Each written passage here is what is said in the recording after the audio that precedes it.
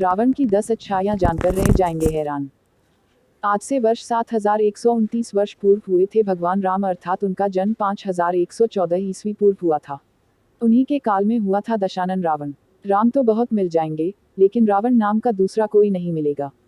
रावण एक कुशल राजनीतिज्ञ, सेनापति और वास्तुकला का मर्मज्ञ होने के साथ साथ बहुविद्याओं का जानकार था।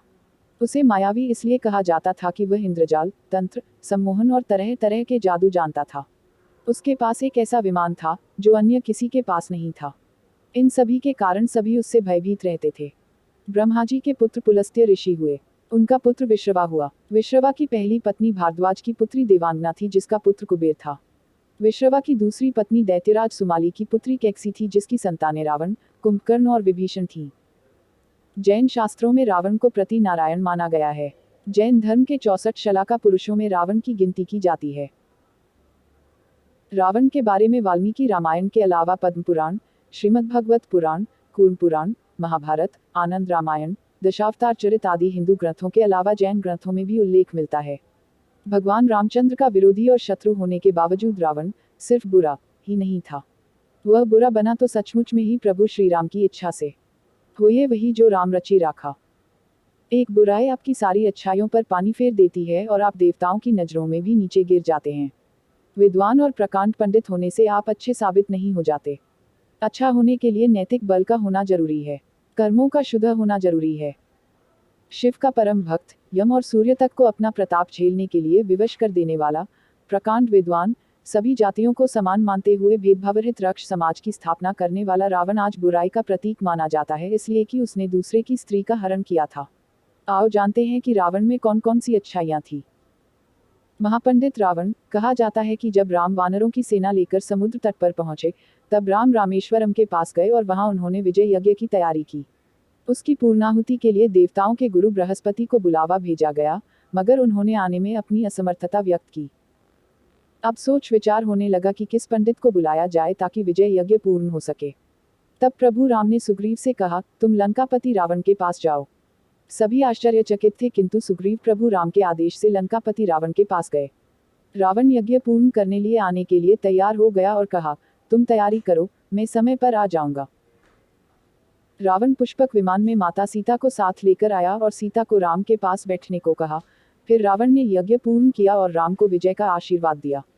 फिर रावण सीता को लेकर लंका चला गया। लोगों ने रावण से पूछा, आपने राम को विजय होने का आशीर्वाद क्यों दिया?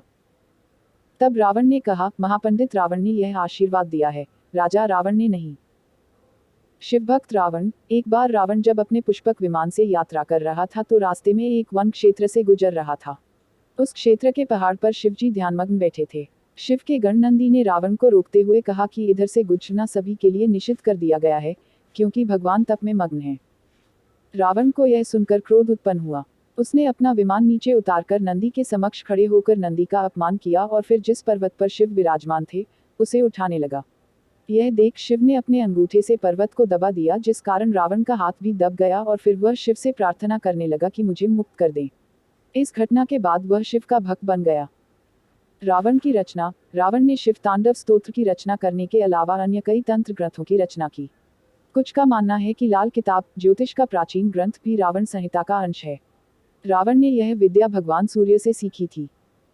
राजनीति का ज्ञाता। जब रावण मृत्युशैया पर पड़ा था, तब राम ने लक्ष्मण को राजनीति का ज्ञान लेने रावण के पास भेजा।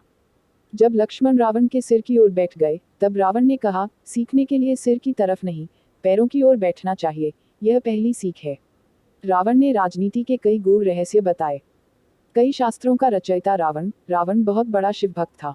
उसने ही शिव की स्तुति में तांडव स्तोत्र लिखा था। रावण ने ही अंक प्रकाश, इंद्रजाल, कुमारतंत्र, प्राकृत कामधेनु, प्राकृत लंकेश्वर, ऋग्वेद भाष्य, रावणीयम, नाड़ी परीक्षा आदि पुस्तकों की रचना की थी। शिव तांडव स्तोत्र। रावण ने शिव तांडव स्तोत्र की रचना करने के अलावा अन्य कई तंत्र ग्रंथों की रचना की। रावण ने कैलाश पर्वत ही उठा लिया था और जब पूरे पर्वत को ही लंका ले जाने लगा, तो भगवान शिव ने अपने अंगूठे से तनिक सा जो दबाया तो कैलाश पर्वत फिर जहां था वहीं अवस्थित हो गया। इससे रावण का हाथ दब गया और वह क्षमा करते हुए कहने लगा, शंकर शंकर, अर्थात क्षमा करिए और स्तुति करने लग गया। यह क्षमा याचना और स्तुति ही कालांतर में शिव तांडव स्तोत्र कहलाया। अरुण संहिता। संस्कृत के इस मूल ग्रंथ को अक्सर लाल किताब के नाम से जाना जाता है। इसका अनुवाद कई भाषाओं में हो चुका है। मान्यता है कि इसका ज्ञान सूर्य के सारथी अरुण ने लंकाधिपति रावण को दिया था। यह ग्रंथ जन्म कुंडली, हस्तरेखा तथा सामुद्रिक शास्त्र का मिश्रण है। रावण संहिता जहां रावण के संपूर्ण जीवन के बारे में बताती है, वहीं इसमें ज्योतिष की बेहतर जानकारियों का भंडार है। रावण पर रचना पुराणों सहित इतिहास ग्रंथ वाल्मीकि रामायण और रामचरित रामायण में तो रावण का वर्णन मिलता ही है, किंतु आधुनिक काल में आचार्य चतुरसेन द्वारा रावण पर वयम रक्षामः नामक बहुचर्चित उपन्यास लिखा गया है। इसके अलावा पंडित मदन मोहन शर्मा शाही द्वारा 3 खंडों में लंकेश्वर नामक उपन्यास भी पठनीय है। मायावी था रावण। शक्तियां 2 तरह की होती हैं, एक दिव्य और दूसरी मायावी। रावण मायावी शक्तियों का स्वामी था। रावण एक त्रिकालदर्शी था। उसे मालूम हुआ कि प्रभु ने राम के रूप में अवतार लिया है और वे पृथ्वी को राक्षस विहीन करना चाहते हैं। तब रावण ने राम से बैर लेने की सोची।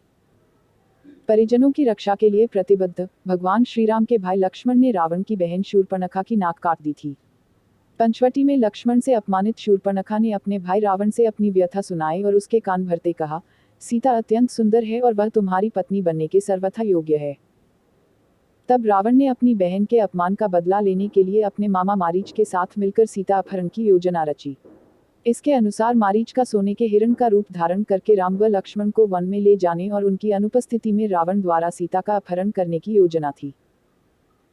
इस पर जब राम हिरण के पीछे वन में चले गए, तब लक्ष्मण सीता के पास थे, लेकिन बहुत देर होने के बाद भी जब राम नहीं आए तो सीता माता को चिंता होने लगी। तब उन्होंने लक्ष्मण को भेजा।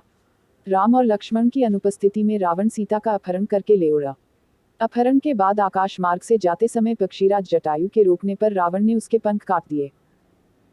रावण ने सीता को लंकानगरी के अशोक वाटिका में रखा और त्रिजटा के नेतृत्व में कुछ राक्षसियों को उनकी देखरेख का भार दिया। माता सीता को छुआ तक नहीं। भगवान राम की अर्धांगिनी मां सीता का पंचवटी के पास लंकाधिपति रावण ने अपहरण करके 2 वर्ष तक अपनी कैद में रखा था, लेकिन इस कैद के दौरान रावण ने माता सीता को छुआ तक नहीं था।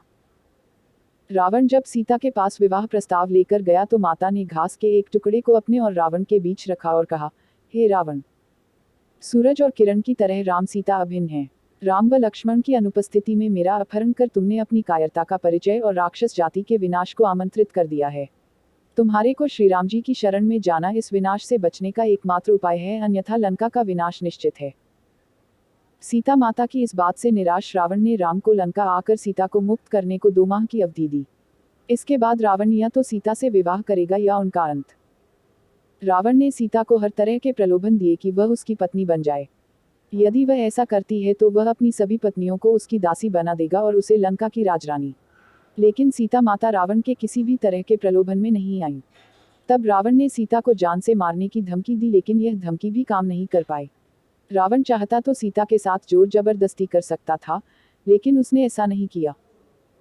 अच्छा शासक, रावण ने असंगठित राक्षस समाज को एकत्रित कर उनके कल्याण के लिए कई कार्य किए।